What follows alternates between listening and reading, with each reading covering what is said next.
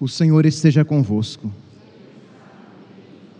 Proclamação do Evangelho de Jesus Cristo, segundo Lucas.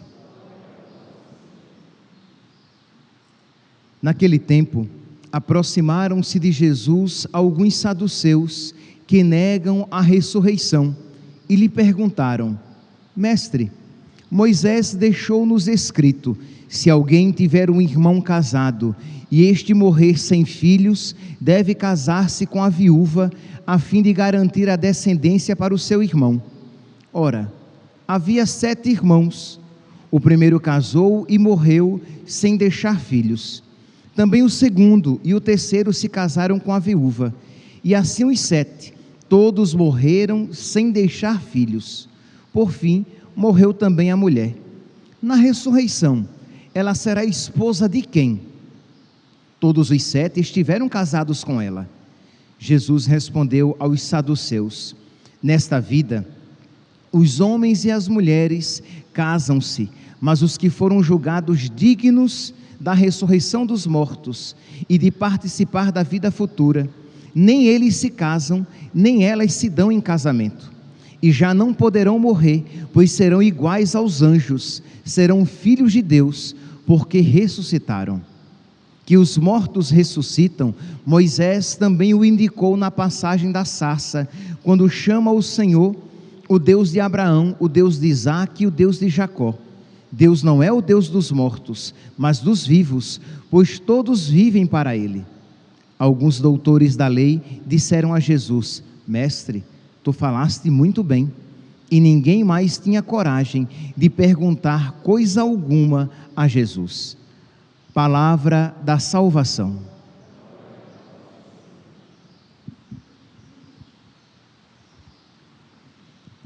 Caríssimos irmãos e irmãs, estamos terminando a nossa novena em honra a Cristo Rei, e a liturgia de hoje nos apresenta esta contraposição, isto é, enquanto o Evangelho nos apresenta os saduceus que não creem na ressurreição.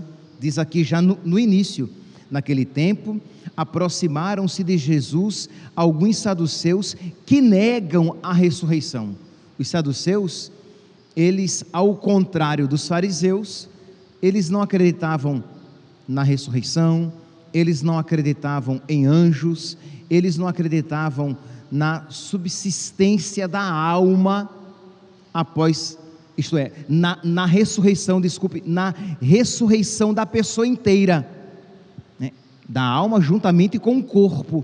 Eles não criam, ao contrário dos fariseus, que tinham esta fé, que não apenas a alma subsistia, continuava existindo após a morte, mas que o corpo também haveria de ressuscitar.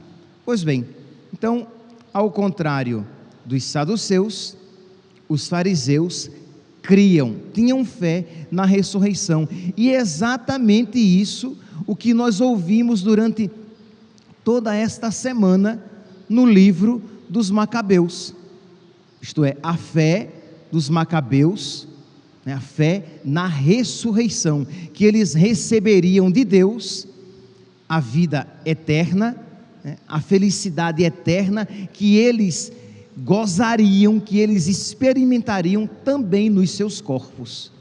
A esperança dos fariseus, dos saduceus, era apenas neste mundo, e de alguma maneira, quer dizer, e claramente presente também entre os pagãos, que tinham apenas esperança de uma felicidade neste mundo. Na primeira leitura de hoje, retirada do primeiro livro dos Macabeus, nós vemos esta situação. Nós vemos Antíoco Epífanes acabrunhado, triste.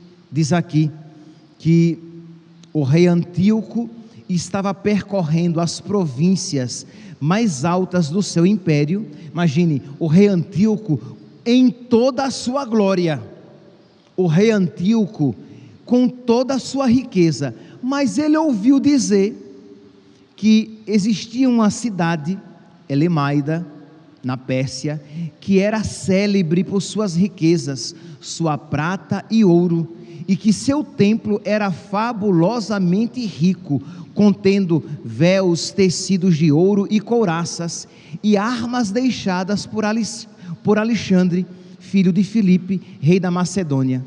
Então ele, quando ouviu falar nisso, ele desejou para si aquelas riquezas. Imagine, meus santos, um homem tão rico, um homem cheio de glória, mas a fome de bens, para quem só enxerga os bens passageiros, os bens deste mundo, esta fome é insaciável. Então, como ele só tinha os bens da terra para satisfazer o seu coração, ele desejou aqueles bens como se fosse a única possibilidade de felicidade para ele. Meus irmãos, infelizmente é exatamente assim. Isto é, se nós não preenchermos, existe, vamos usar aqui uma metáfora, existe um buraco no nosso coração que só pode ser preenchido por Deus. Se nós não preenchermos o nosso coração com Deus, nós iremos querer preenchê-lo com as coisas, e nós nunca nos daremos por satisfeitos, por mais que coisas tenhamos. De modo que o rei Antíoco, tão rico, tão glorioso, de glória do mundo, tão poderoso, mas ele queria cada vez mais, porque o seu coração gritava num vazio. Pois bem, então ele desejou Elemaida, mandou os seus soldados tomar Elemaida para ele, só que eles não conseguiram. A cidade tinha sido avisada anteriormente e estava fortificada, e ele não conseguiu. E diz aqui no versículo 8, que Antíoco afastou-se acabrunhado, porque ele foi obrigado a fugir, ele não conseguiu tomar posse da cidade, e ele voltou para a Babilônia acabado. Mas acabado como assim? Ele voltou para a Babilônia pobre? Não, ele continuou riquíssimo e poderoso, mas não, como o seu coração não era sábio, como ele só procurava encontrar felicidade nas coisas do mundo, com muita facilidade se perde a paz e a felicidade. Meus irmãos, isto é uma sabedoria para nós. Enquanto nós buscarmos felicidade em coisas passageiras, em pessoas e bens, nós com facilidade nos entregaremos à tristeza. Eu não estou dizendo que nós iremos desprezar as pessoas e os bens. Nós precisamos de algum bem para sobreviver. Nós precisamos das pessoas com quem conviver e amar. Mas se nós tivermos Deus como centro da nossa vida, ao redor do qual nós vivemos, as coisas e as pessoas serão um acréscimo, serão, digamos, a cerejinha do bolo, mas o que importa é o bolo. Serão a sobremesa, mas o que importa é a refeição, e o Senhor é a refeição da nossa alma. Mas se Deus não for o centro, com facilidade nós iremos nos perder. E aí volta Antíoco Epífanes para a Babilônia, acabrunhado, triste, desanimado, e para completar, diz aqui que ele fica sabendo que Lísias, o seu general, que estava à frente do seu exército, não tinha conseguido tomar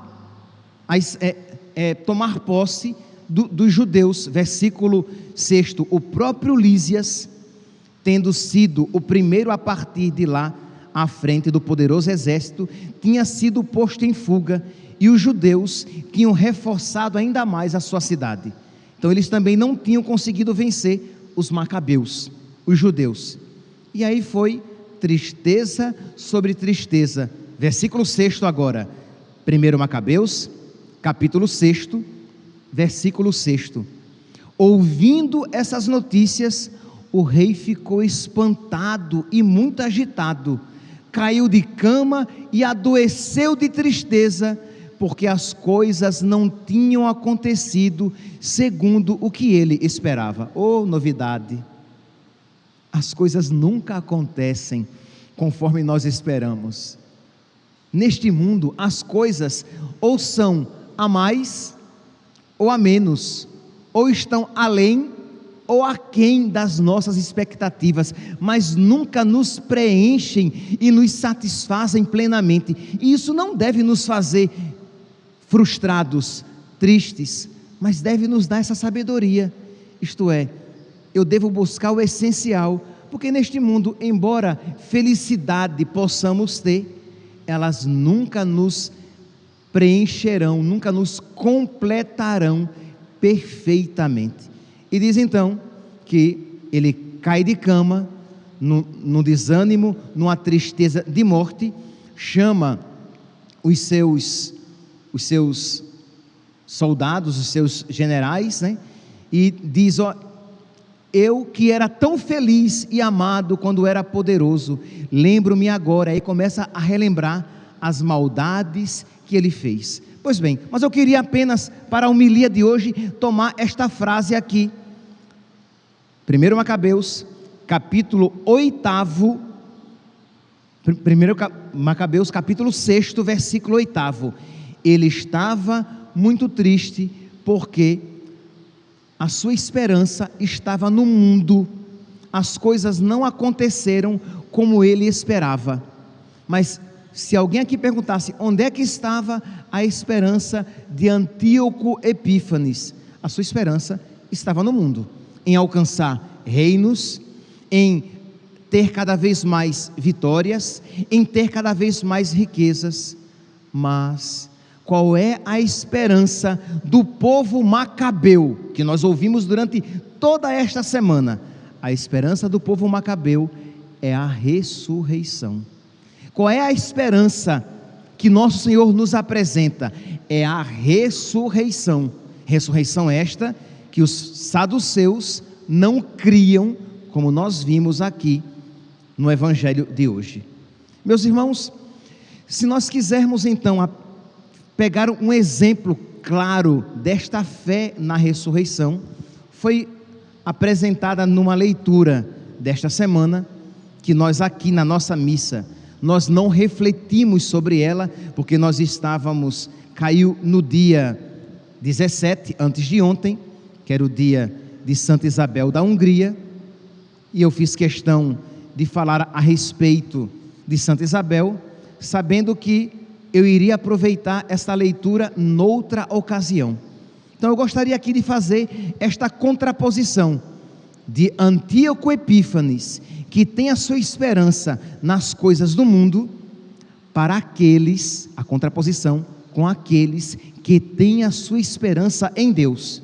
Irei tomar aqui a leitura de 2 Macabeus, capítulo 7, mas isso serve para todos nós. A nossa esperança, meus santos, precisa estar na ressurreição.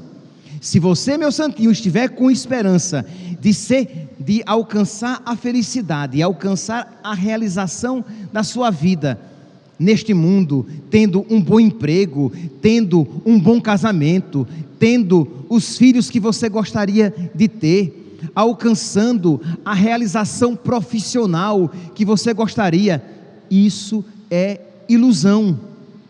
Por que, padre, ilusão? Porque é mal ter um bom casamento? Não, não é mal. Porque é mal ter saúde? Não, não é mal, mas nada disso preenche o nosso coração. Não será um marido amoroso que dará felicidade à sua vida. Não será uma vida economicamente equilibrada que dará felicidade ao seu coração. Não será uma saúde perfeita, livre de doenças, que dará a felicidade que o seu coração deseja. Lembra, o nosso coração tem um buraco do tamanho de Deus, e se ele não for preenchido por Deus, nós seremos sempre infelizes, como este valente guerreiro, cheio de saúde e riqueza e de glória humana, chamado Antíoco Epífanes. E você quer ser semelhante a quem?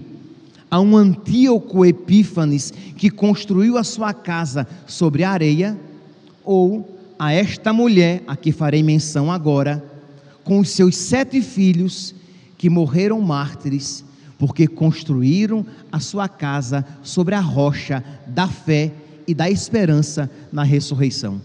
É uma das passagens mais belas da Sagrada Escritura. Eu aconselhei aqui a vocês, no início da semana, que vocês lessem os 2 livros dos Macabeus, sem dúvida, mas para mim, o coração desses 2 livros está aqui, em 2 Macabeus, capítulo 7. Diz que uma mãe, com os seus 7 filhos, eles foram presos, porque eles não queriam renunciar à sua fé. Lembra que Antíoco Epífanes estava obrigando todo mundo a abandonar as leis sagradas, a sagrada religião, e a adotar os costumes dos pagãos? Vocês lembram, né? Nós refletimos isso durante a semana. Pois bem, só que esta mulher, com seus filhos, continuou vivendo a sua fé às escondidas, e ela foi entregue, ela foi denunciada, ela foi dedurada, porque ela não estava seguindo aquilo que o governo, que Antíoco Epífanes estava mandando, e ela foi presa. E diz que o seu primeiro filho, quando foi proposta a ele a possibilidade de ele aderir os costumes pagãos, ele foi o primeiro a se levantar e dizer: estamos prontos a morrer. Versículo 2, 2 Macabeus, capítulo 7, versículo 2: estamos prontos a morrer antes de violar as leis de nossos pais, isto é, a nossa religião, as nossas leis sagradas. Mas por que ele dizia isso? Porque ele tinha fé na ressurreição. Ele sabia, meus santos, como Santa Teresa de Calcutá, que quem tem uma vida no céu pode gastar esta da terra, que quem tem uma vida no céu pode fazer pouca conta desta vida na terra, porque ela é passageira mesmo. A que verdadeiramente importa está no céu. E, meus santos, embora você saiba disso, você sabe que isso ainda não está fincado no seu coração. Esta fé precisa ser uma chama viva na nossa alma, e para que isso seja vivo, para que seja uma chama que crepita dentro de nós, nós precisamos pedir a Deus: Senhor, acende esta chama em mim, que eu creia de verdade.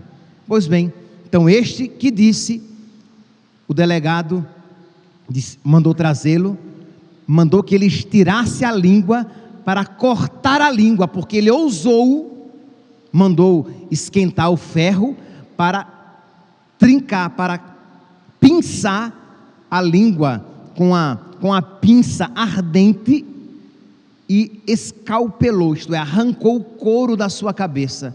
Depois preparou uma grande frigideira, onde ele foi ali fritado, onde ele foi assado em óleo ardente.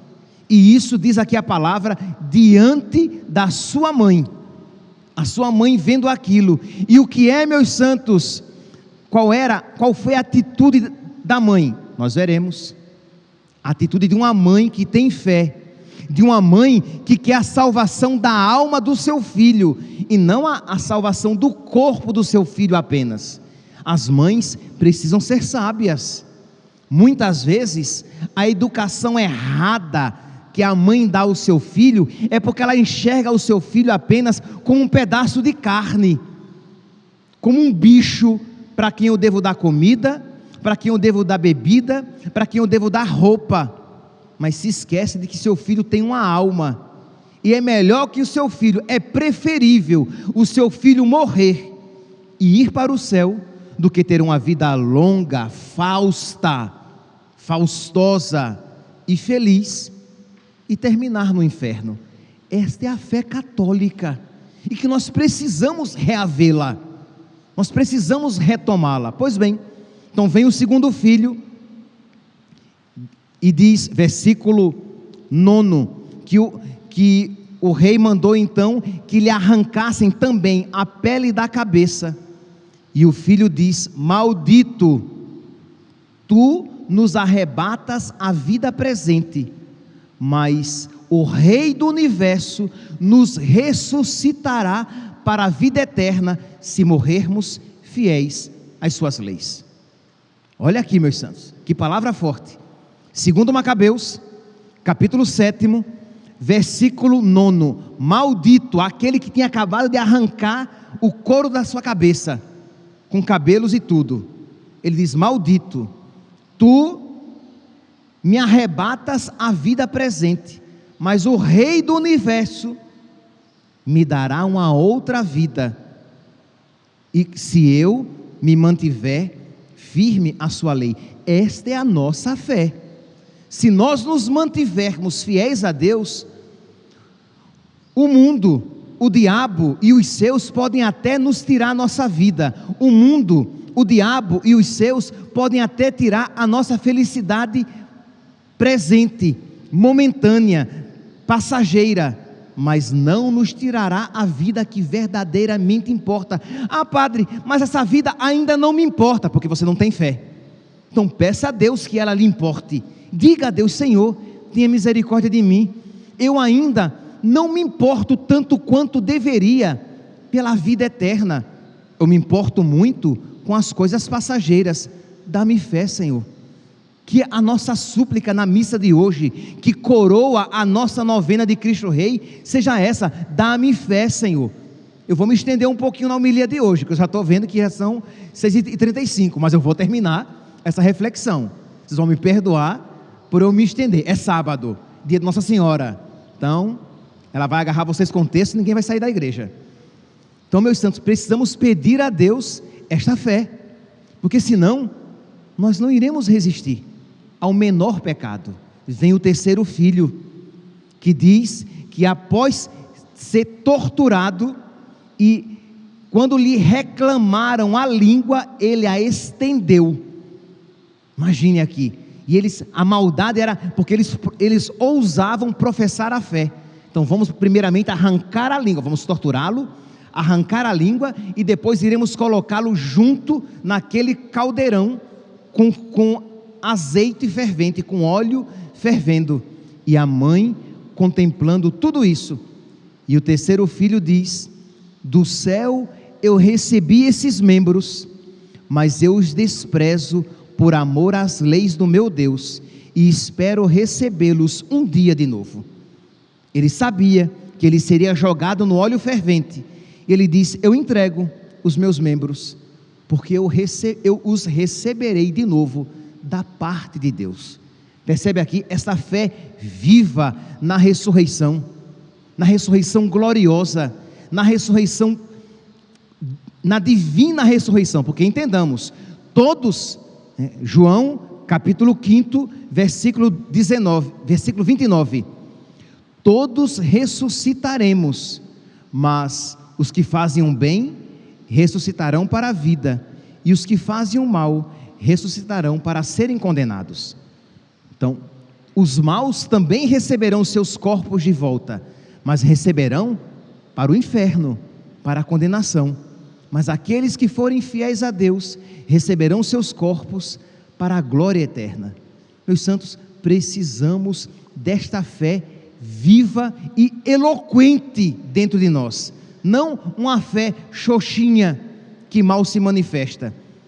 Vem então o quarto filho, que vai manifestar esta mesma fé, o quinto filho, o sexto filho, e diz que, versículo 20, segundo Macabeus, capítulo 7, versículo 20, particularmente admirável e digna de elogios foi a mãe, que viu perecer seus 7 filhos em um só dia, e suportou com heroísmo. Por quê? Porque a sua esperança repousava no Senhor. Antíoco Epífanes, a sua esperança repousava nas coisas, e por mais que as tivesse, menos feliz se tornava. Mas esta mulher, que por mais desgraças que tivesse, como a sua esperança estava no Senhor, ela suportava de pé junto à cruz. Sim, ela é uma figura de Nossa Senhora, de pé junto à cruz, de pé vendo os seus filhos, suportando com heroísmo, e a Virgem Maria de pé junto à cruz. Então, meus santos, é esta fé que nós precisamos hoje pedir, então, por intercessão de Nossa Senhora. Dizer com toda a simplicidade: minha mãe, a senhora também tinha fé na ressurreição do seu filho, por isso a senhora de pé se manteve, não obstante o sofrimento e a morte dele, que eu também me mantenha de pé em meio aos meus sofrimentos, que eu não me desespere, que a minha esperança esteja no Senhor. Vem o 7º filho, que era o mais novo, e o rei então resolveu fazer a ele promessas de riquezas. Diz que prometeu a ele riquezas e glórias, e que ele seria muito rico e feliz. E o que é que a mãe diz? Versículo 27. A mãe se inclinou para o seu filho e disse: meu filho, não temas esse rei iníquo. E ela dizia isso na língua materna que ele não entendia. Mas sê digno dos teus irmãos, morre também tu pelas leis do nosso Deus. Percebe aqui essa mãe? Ela não diz: meu filho, não morra, meu filho, Deus é misericórdia, Deus vai perdoar, não precisa de tudo isso para ser fiel a Deus. Ela não disse isso. Essas bobagens, não porque Deus não seja misericórdia, mas essas bobagens que nós racionalizamos para fugir da nossa covardia, para mascarar a nossa covardia e falta de fé. Ela diz: meu filho, sê digno dos teus irmãos, os 6 morreram, não me dê vergonha, morra você também, não me faça vergonha. Os 6 honraram o bucho no qual eu o carreguei durante 9 meses, você não me faça. E ela disse não isso, mas exatamente este sentido.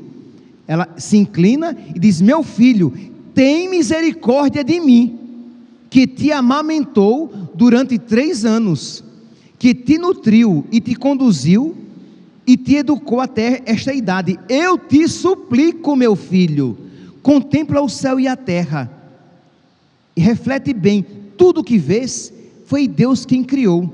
Não temas, pois, este algoz, sê digno dos teus irmãos e aceita a morte, para que no dia da misericórdia tu ressuscites com eles. Repare que fé poderosa dessa mulher. E o filho mais novo, diz aqui a palavra, foi torturado com mais crueldade do que os outros, mas também morreu, foi colocado lá no caldeirão, também foi morto daquela maneira, porque era colocado no óleo fervente ainda vivo, e por fim morreu a sua mãe, que tinha fé e esperança no Senhor. Meus irmãos, peçamos a Deus. Nós não podemos refletir um texto desse e não fazer brotar do nosso coração uma súplica. Nós temos aqui esses 2 exemplos, ou de um Antíoco Epífanes, que colocou a sua esperança nas coisas, ou de Jesus, que nos ensina a respeito da ressurreição esta crida por esta mãe, por estes 7 irmãos que morreram por fidelidade às leis de nosso Senhor.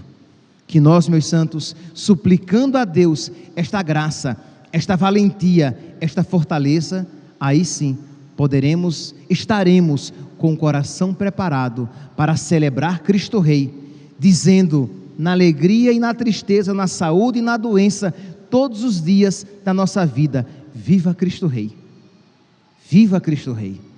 Que nosso Senhor, meus santos, nos conceda a todos esta graça, para que de verdade sejamos católicos, que deem muita alegria a Jesus e a sua Santíssima Mãe.